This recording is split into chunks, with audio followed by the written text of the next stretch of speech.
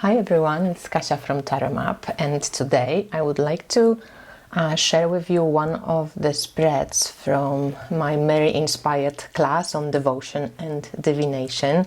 And we are going to try this spread that I called Mary's Name Reading. This comes from the PDF that is made for the class. So if you're interested in the subject in general and you would love to get to know like my perspective on working with the Divine Mother, I have created quite a few different spreads, so you can purchase the class. It's on my website, and also the link will be in the description box below. But today we're going to try this one, Mary's Name Reading. And what I did, I actually took the first letter of Mary name, plus I added the Cosmic Mary as a guidance card. We can pull this one as the first card or as the last card. And so M, I thought we're going to do mother this or nurture this right now in your life, because that's important. A, I thought attention, maybe be attentive to this, or something that maybe you're doing or you want to do, or that needs your attention at this moment and you are not doing it. And then I thought for R, we can ritualize this. So whatever cards we pull here, the two cards, if we feel drawn to one or the other or two, we can create a little ritual out of it and ritualize what the cards are advising us to do. And then why I thought yield this, so master this. What would be like the active component to this reading? What can you do or master in a practical sense to actually, take on the message from the Great Mother, right? And this guidance as the Cosmic Mary could be a guidance on the more archetypal level. So I'm going to write down the pointers, the 1, 2, 3, 4 for the spread in the description box for you. But let's just maybe use what can we use? Let's use one of the tarot decks that it's not too big. Maybe something that I don't use very often, but it's really beautiful. So the Lonely Dreamer Tarot. The cards are not too big, so hopefully we can, fit it in. Okay, so I'm just going to shuffle the cards, and the first card that we would like to get an insight into, the first position, is mother this or nurture this. So this we can do as a collective reading. We can, whoever watches this reading, maybe you get something out of it. It's going to be obviously interpreted from my perspective, but whatever intuitive hits you get from the cards, this is valid and this is important. Also, I'm still wanting 4 people for my intuitive tarot workshop. It's supposed to go and start on Saturday the 13th, and then the next meeting live on Zoom will be the next Saturday 20th on spring equinox, and then the last one on Saturday 27th. So if you would like to study and learn more about kind of intuitive tarot reading, but also within the tarot system, I invite you to take a look at the details of the course. It's $100 for the free meetings. We will have also a tarot group on Facebook where we can practice more if you feel like it, and the description of the workshop is on my website as well, which I link below. All right, so mother this or nurture this. And I got the beautiful Hierophant card. And this one is really soulful. And I don't know, to me the Hierophant here looks a little bit Christ-like. And I don't get that traditional vibe out of this card, the churchy vibe. But it definitely has the keys to wisdom. And nurture this or mother this. I feel like we all collectively through 2000 years of history are kind of conditioned to always search for the Savior, for Messiah, for somebody to come, you know, and kind of tell us what to do. And to me, this card is searching for that spiritual responsibility, for that motion of finding the teacher within each one of us, and being centered and embodied enough in what we preach to also practice this, you know. Of course, on some way, to me, this personally also is a message of teaching and getting things out there.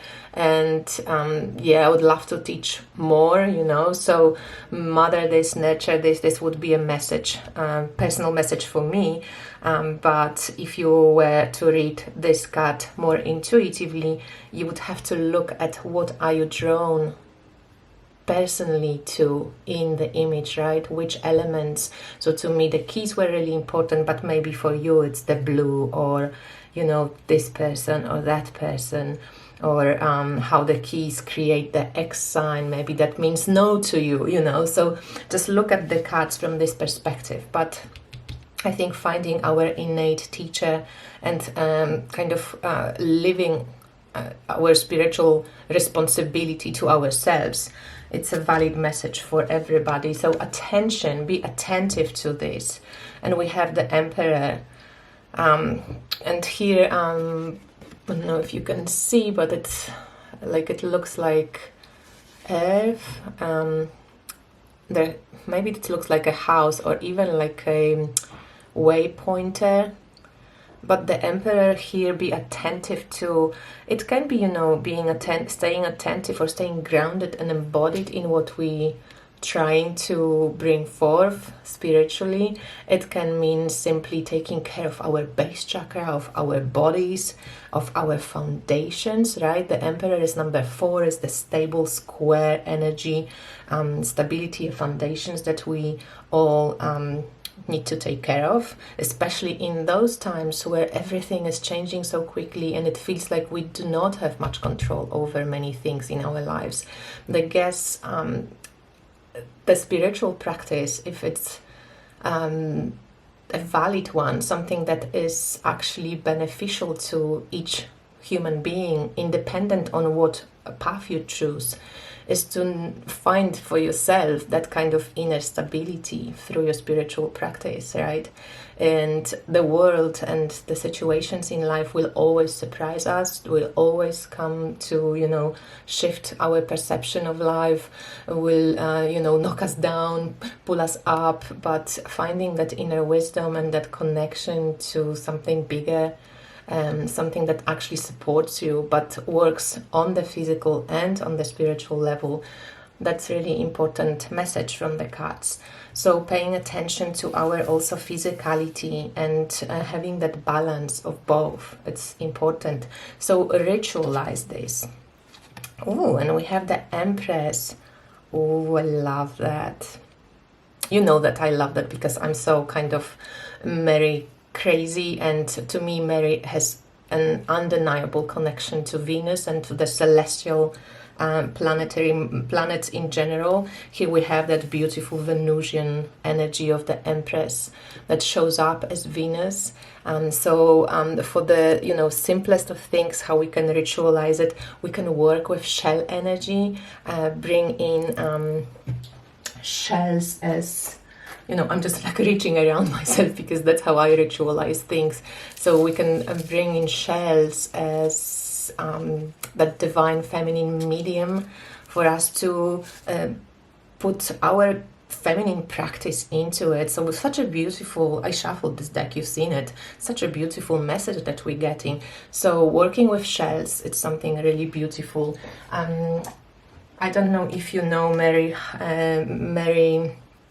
Henlin from Portland Mary. She makes those beautiful Mary figurines, and this one I got is like Mermaid Mary, which is also connected to the African Yemaya goddess, and you know, it has so many connotations to so many different aspects of divine feminine. So to me, ritualizing that Empress, that Venusian thing, Venus rules over art and expression and seeing beauty in the ordinary. It can be through, you know, drying your petals and flowers, through offering them to your divine feminine, through working with the sacred heart of Mary, through, again, like, you know, working with crystals, working with stones, and painting things on the stones, being creative and expressive. This is what, to me, ritualizing, that kind of spiritual spirit in the matter, things, that's how it comes across for me. The next card is yield this, master this. So where is also something that maybe is a little bit out of balance, where we need to put more attention to.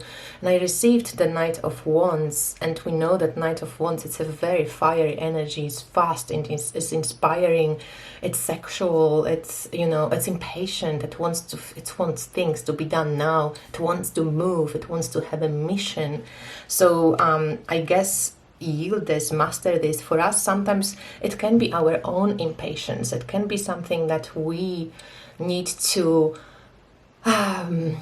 not control, absolutely not control, but find outlet for our internal fire. Sometimes also, especially in COVID times, we're so you know, tired of being kind of in lockdowns, of being told what to do, what the rules are, constantly playing up to something that, you know, it's like we feel limited and regulated. And I guess this Knight of Wands is something that he would like to break out of it, but we have to somehow master this energy so it works for us. Put it into creative outlet, put it into spiritual practice, put it into working together with our bodies, and not overextend it ourselves or going into anger and frustration. Not that anger and frustration is anything wrong, like, you know, it's not wrong to express your anger or express your frustration. But you also, if you're doing any type of spiritual development, you also know that you're finding a healthy and creative and sustainable ways for expression of that powerful fire energy. So by all means, expression is amazing, but also finding ways that work for you, that don't destroy or that, you know, don't burn everything in their path. It's maybe a message that this Knight of Wands is sharing with us. And then I thought maybe for the message from the Cosmic Mother, which is the last card, which is our guidance, I'm going to pull a card from our Mysteries of Mary tarot deck. You can do, of course, pull a card, you know, for each name, for each position from every deck if you want it. So from the Mysteries of Mary deck, what's the guidance from the Great Mother? And we have Mercy of the Mother, and this is actually the Judgment card. I'm also going to pull one oracle card from Inner Queen Oracle from Letitia Kazan on Instagram, Leti Luna.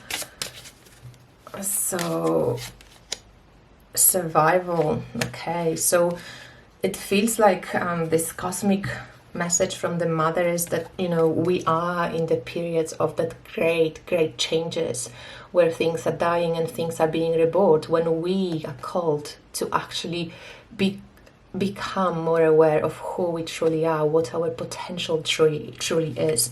And yes, we are found to actually, a lot of us, to, you know, do things to survive in some way, on a very, maybe it's the archetypal level a little bit more, but I think we are called to really reconnect with our true calling, with our potential, and sometimes surviving and, you know, feeling like all we have power or energy to do or money to do is just to put into our basic needs. I guess these things are changing as well, and there's a big lesson through these cards of how we can actually use our inspiration, our creative force, and channel it into practical things. So how we can ritualize it is actually to empower more and more our inner feminine aspects. If you're a man or a woman, it doesn't matter, or non-binary, however you see yourself. I feel like this ritualizing, that Venusian artistic expression, gives us the sense of rebirth and renewal, and opens us up also to, you know, like this new sense of seeing the vision, maybe shifting our perspective of how we can work with, you know, that spiritual energy, learn lessons and things that are coming into our life, and how we can actually use it in practically in our life. If we go to the book and just take a look at the message from like Mercy from the Mother, it speaks about opening our hearts, and it says, I'm just going to read the last paragraph. It says, when the heart had opened, you discover that the love of the Blessed Mother is your birthright. It is not something that you have to earn or barter for. It is not a commodity, but an unconditional love that is available to you. And sometimes for all of this, it's really enough to maybe get our mindset out of that survival plan, and just follow up, like that kind of openness of the heart, and get out of this systemic belief that you have to do to be, you know, to deserve, to offer, to constantly produce. Just take a breather, and actually this was the master this, right? This maybe this constant need to progress, to do, to show that you can. It's taking more of this feminine approach that maybe will help us to survive, and the creativity, and putting our spirituality into practical sense, into our foundations, actually acting what we preach. So that was that reading that you can try out. And if you would like, just like, you know, there's a lot of readings and more of this, it's in the Mary inspired class that I'm offering on my website. I would love for a lot of people to get this class, because I so love this subject, and this is something that I truly wanted to share with you. So if any of you are interested in working more with Divine Feminine, it's, you know, I'm using Mary, but you can use any divinity you're passionate about, and just shift those ideas for whatever you resonate with. I hope that this was interesting, and I will speak to you soon. Thanks, bye.